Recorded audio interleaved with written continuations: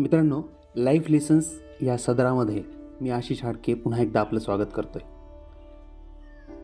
व्यक्तिमत्वाचं विशेषत्व आणि विशेष असं व्यक्तिमत्व हे आपलं सदर आपण अधूनमधून ज्या ज्या व्यक्तींना भेटतो त्यांच्या अनुषंगानं ते आपण रन करत असतो, चालवत असतो आणि त्यांचा आदर्श इतरांनीसुद्धा घ्यावा म्हणून आपण काम करतो. कारण लाईफ लेसन्सचा उद्देशच तो आहे की इतरांपासनं जीवनाचे धडे घ्यायचे आणि इतरांना ते द्यायचे सुद्धा. म्हणजे ही जीवनाच्या धड्यांची देवाणघेवाण. कारण शिक्षण आपण खूप घेतो आणि शिकतोसुद्धा, पण जीवनाचे धडे हे प्रत्येक वेळी महत्त्वाचे असतात. आणि आजचं आपलं व्यक्तिमत्व आहे डॉक्टर योगेश मधुकरराव पोहोकार.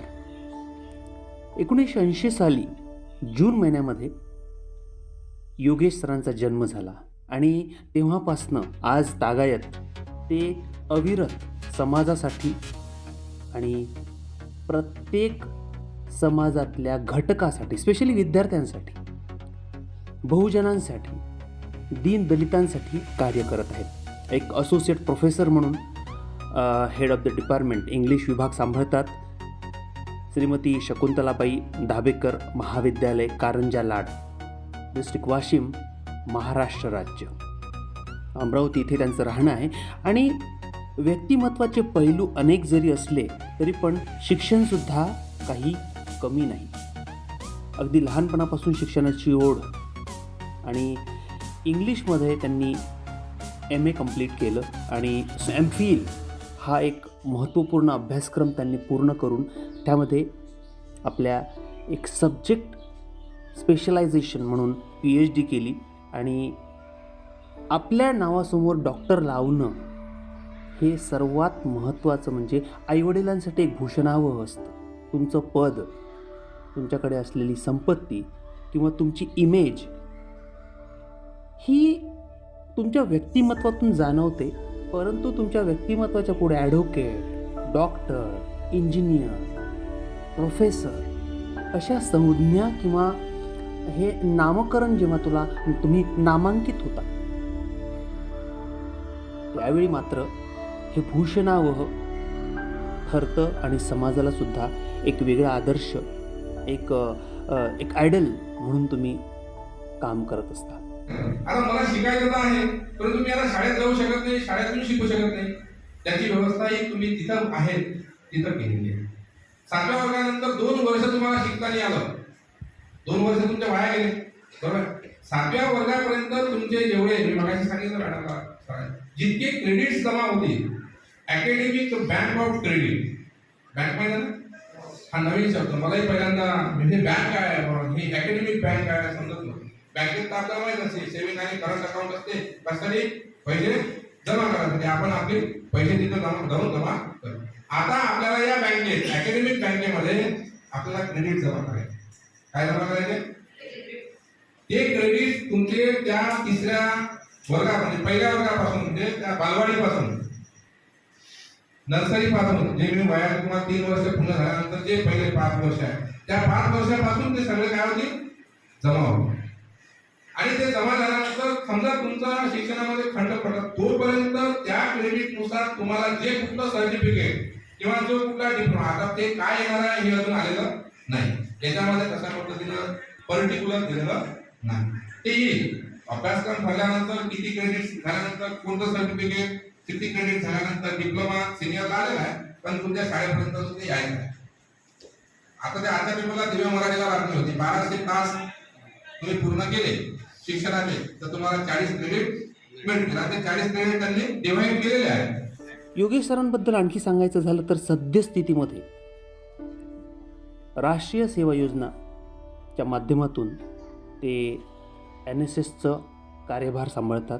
एक अधिकारी म्हणून NSSचे जागोजागी आणि स्पेशली तालुका, गाव, जिल्हा पातळीवर त्यांच्या कार्याचा जो ठसा त्यांनी उमटवलेला आहे त्याची करावी तेवढी स्तुती कमी आहे. ही स्तुती नसून हा एक मेसेज नवीन पिढीला आपण देतोय की असे सुद्धा व्यक्तिमत्व आहेत जे फक्त नावासाठी नाही तर दीन दलितांसाठी, विद्यार्थ्यांसाठी, त्यांच्या भविष्यासाठी, युवकांच्या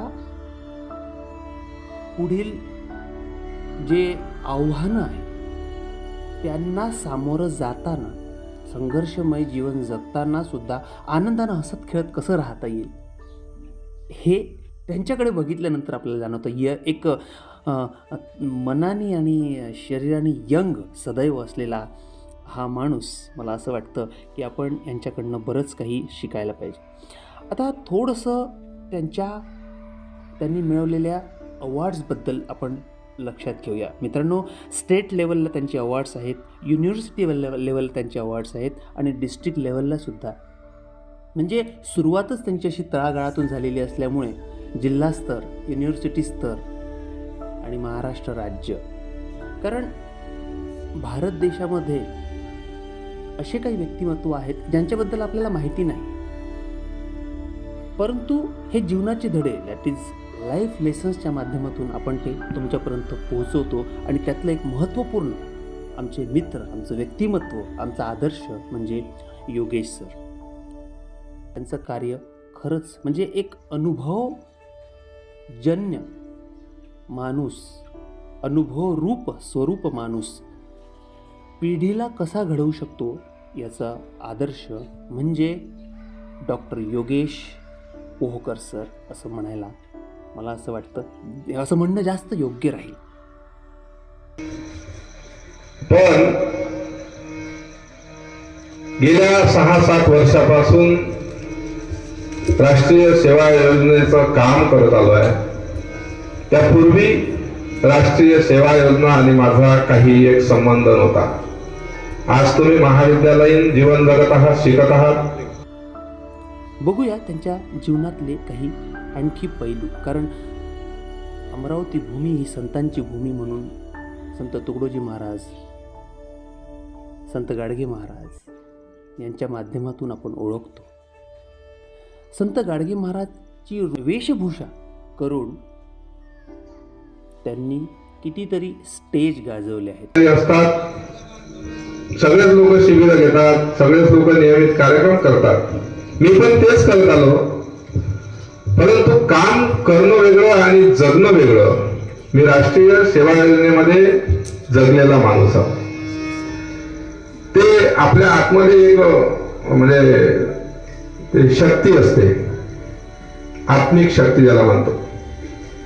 आणि त्या आत्मिक शक्तीला तुम्ही स्वतः जाणलं. आपण ते जाणत नाही म्हणून सगळ्या अडचणी, समस्या आहेत. अज्ञान, अंधश्रद्धा आणि अस्वच्छता या 3 महत्त्वपूर्ण गोष्टींसाठी जर कुठल्या संतांनी काम केलं असेल आणि अविरत मेहनत केली असेल, या गोष्टींना समूळ नष्ट करण्यासाठी, जसं मी म्हटलं अज्ञान, अस्वच्छता, अंधश्रद्धा यांना समूळ नष्ट करण्यासाठी जर कोणी काम केलं असेल, खऱ्या अर्थानं ते समाजसुधारक, परमपूज्य, वैराग्यमूर्ती आदरणीय संत गाडगे महाराज. आणि त्यांच्या वेशभूषेमध्ये पुन्हा पुन्हा विद्यार्थ्यांच्या माध्यमातून, NSSच्या माध्यमातून, समाज प्रबोधनाच्या माध्यमातून आमचे योगेश सर सदैव कार्य करत असतात. आणि मग मी माणूस आहे तर मी माणसासाठी जगलं पाहिजे, अशा प्रकारचा एक भाव माझ्या मनात निर्माण होण्यास कारणीभूत राष्ट्रीय सेवा योजना आणि संत गाडगेबाबा ठरले. आणि त्यामुळेच कदाचित माझ्याकडे बघून अनेक लोक हसत असतील, काही लोकांना ढोंग वाटत असेल, काही लोकांना अजून काही वाटत असेल. शेवटी ते त्या व्यक्तीनुसार ते तसे विचार. पण मला नक्की माहित आहे मी काय करून राहिलो. त्यांच्या पुढील वाटचालीसाठी आम्ही खूप खूप शुभेच्छा देतो आणि लाईफ लेसनच्या माध्यमातून त्या कार्याबद्दल आम्ही तुमचा आभार व्यक्त करतो. असंच समाजोपयोगी कार्य तुमच्या हातून घडत राहावं आणि देशाचे नेतृत्व, नवीन पिढी, तरुण तरुणी एक आदर्श संस्कारित म्हणून प्रगतीपथावर कार्यरत व्हावेत, हीच संत गाडगे महाराजांच्या चरणी मी प्रार्थना करतो. आणि मी आशिष हाडके लाईफ लेसनच्या माध्यमातून आपली रजा घेतो. पुन्हा एक व्यक्तिमत्व नवीन आपल्यासमोर घेऊन येण्याच्या सुंदर अशा अपेक्षेने. धन्यवाद. Have a nice day. माझा प्रामाणिक प्रयत्न मात्र नक्की आहे की 8 November 1956 Mumbai Bandra police station येथे गाडगेबाबांनी शेवटचं कीर्तन आपल्या आयुष्यातलं केलं होतं. आणि त्यांच्या समोर बसलेले सगळे पोलीस मंडळी होती. आता हे पोलीस मंडळी म्हटलं की तुम्हाला माहित आहे काय असतात, समाज रक्षक असतात. आतमध्ये बॉर्डरवर सैनिक असतो आहे की नाही? आणि या समाज रक्षकांनी कोणतं काम केलं पाहिजे, कसं केलं पाहिजे, कसं वागलं पाहिजे, याची त्यांनी त्यांच्या अखेरच्या कीर्तनातून त्यांना एक माहिती किंवा एक उपदेश करण्याचं काम त्यांनी केलं. आपल्या BA भाग सेकंड इयरच्या मराठीच्या पुस्तकात जुन्या सिलेबस मध्ये, यावर्षी आहे की माहित नाही मला, कारण मी मराठी शिकवत नाही म्हणून माहित. तर अखेरचं कीर्तन होतं. आणि मग आपण काय सादर करायचं, तर हे गाडगेबाबांचं अखेरचं कीर्तनच सादर करायचं. का? कारण जे त्या वेळेला गाडगेबाबांनी सांगितलं त्याची आजही गरज समाजामध्ये असलेली दिसते आणि वाटते. आणि म्हणून गाडगेबाबांचा विचार हा आपल्यापर्यंत पोहोचला पाहिजे. त्यांनी त्या अखेरच्या कीर्तनातून, त्याच्यानंतर 8 नोव्हेंबर 20 डिसेंबर त्यांची पुण्यतिथी आहे, शेवटचा काळ होता. 20 डिसेंबर 1956 त्यांचं देहावसान झालं. ते आपल्या सगळ्यांना सोडून गेले. परंतु गाडगेबाबा हे पण म्हणतात की माणूस मरतो, परंतु माणसाचं कार्य, विचार, कीर्ती हे कधी मरत नाही. आणि म्हणूनच कदाचित आजही गाडगेबाबा आपल्यामध्ये जिवंत आहे.